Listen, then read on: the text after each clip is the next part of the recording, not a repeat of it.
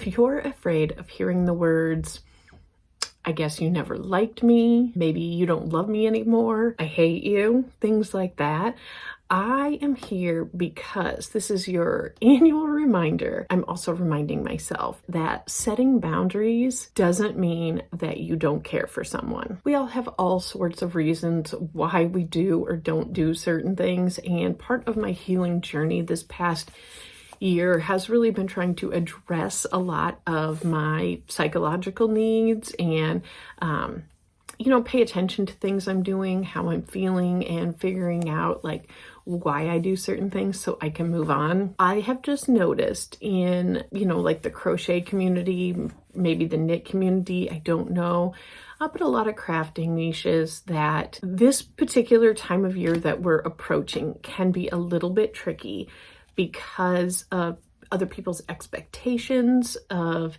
other people's demands, maybe even, hopefully not, but maybe. And it is important to know that if you say no and do set up a boundary for someone, even someone you love dearly, it doesn't mean anything bad about them. It just means that you're taking care of yourself in that time frame. If this sounds like you, stick around because let's just dissect this a little bit more. I had a video go like viral for me, like maybe a year or so ago, and it was just talking about crochet gifts being rejected, and the comments just went absolutely crazy. And there was some really, really heartbreaking stories on there.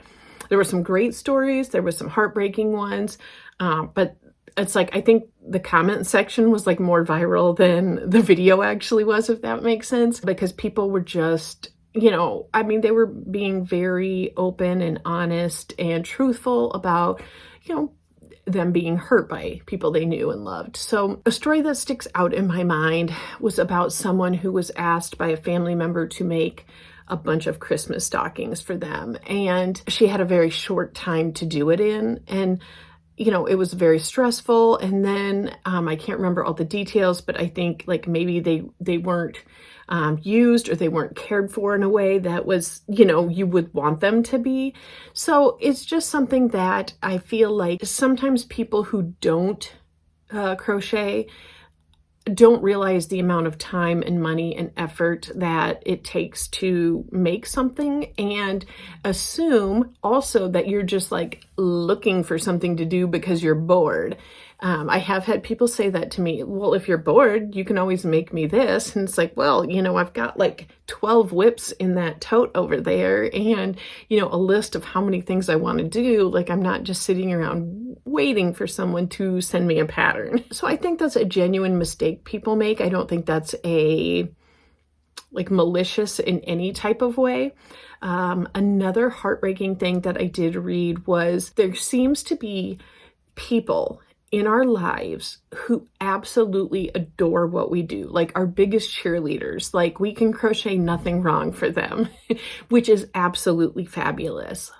But sometimes accidentally, those people end up inadvertently hurting us because they think everyone else loves our crochet as much as they do. And that has led to a lot of people making gifts for someone else. I'm trying to think of what a couple examples were in that post. I swear there was like coworkers who loved their crochet asking them to make it, or like a family member, an aunt or a sister or a mom or something who absolutely loved it, gave said item as a gift, like at a baby shower or something like that.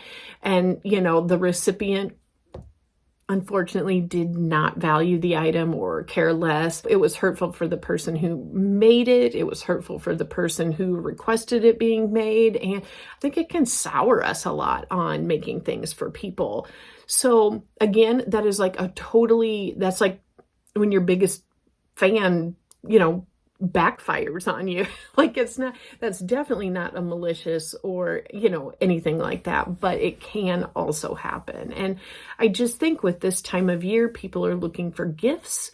People are looking for decor. and they just really don't understand. So I have had a very hard time saying no to people in the past, or when I have said no, when somebody asked me to make something, I felt like horrendously guilty about it, even though I knew it wasn't a good project for me. So if you anticipate yourself perhaps being put in such a position, especially as, a lot of us will be getting together here in a couple of weeks with family or friends for Thanksgiving, that can come up, especially if you're like me and you bring your projects to family functions and work on them. Now, I am not talking about projects that are on your agenda to make for people. I am not talking about, like, an example I give is I have a grown daughter, and pretty much like whatever she would ask me to make, I would make for her, pretty much no questions asked.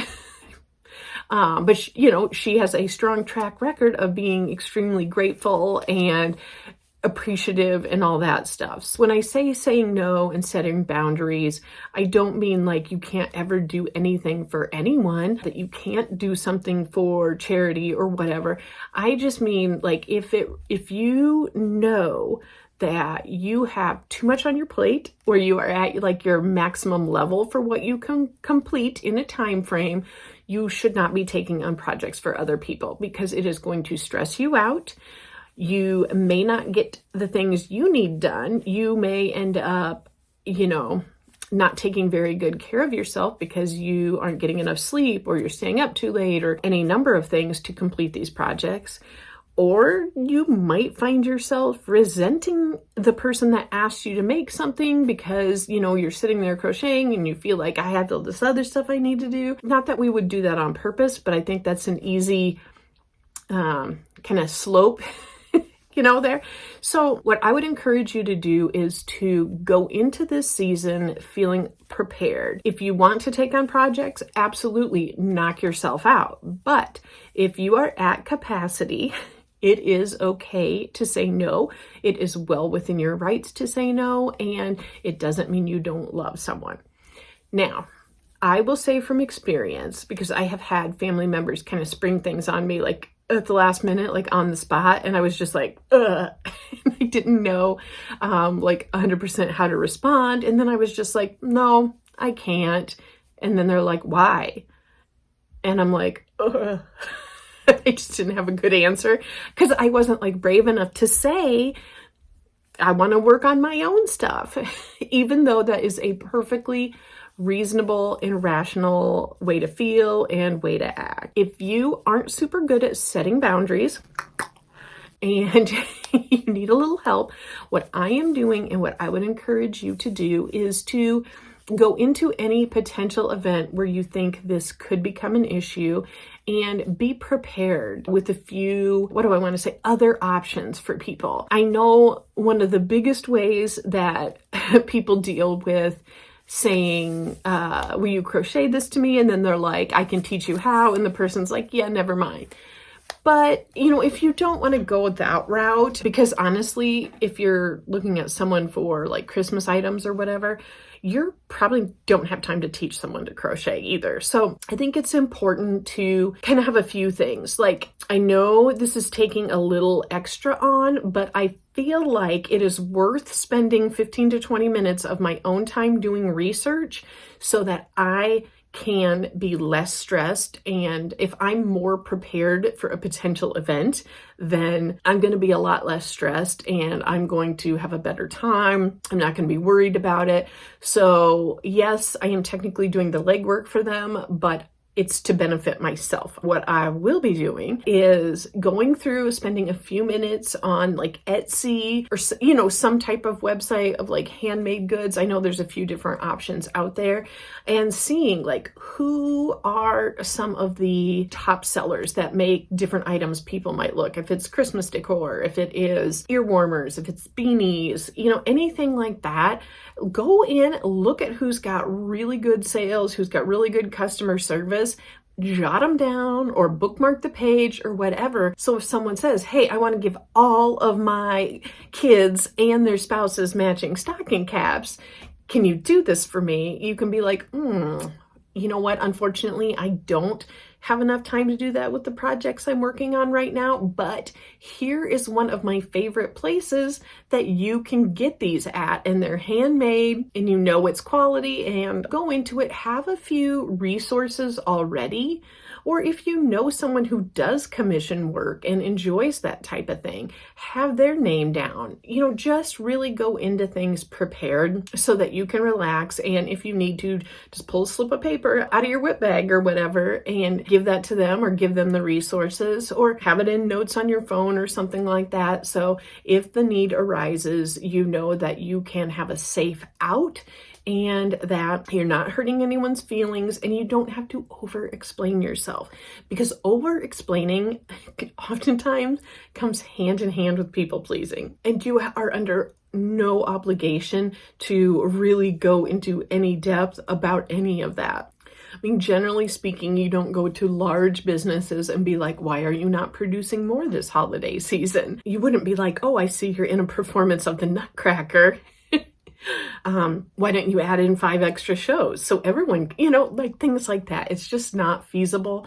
And you wouldn't do that to someone in a totally unrelated thing. And I just don't think that people know what they're doing. I want to give people the benefit of the doubt. I don't want to think that people are in any way like trying to, you know, use their friends and loved ones or offend them or demean them in any way. I'm really operating on the basis that most people just flat out don't know what they're asking for and just don't understand. And because of that, like, lack of knowledge about the time and the money and the energy and all that good stuff, they have no comprehension of, you know, what goes into it. So over explaining and trying to reason with them and things like that don't really always work, because they have no basis for comparison at all. That could definitely be really just a waste of your time. You could end up backpedaling on yourself and walking it back, and then, oh, maybe I can do it. I'll try to fit it in. But I do just want to say thank you so much. As always, I absolutely love that you here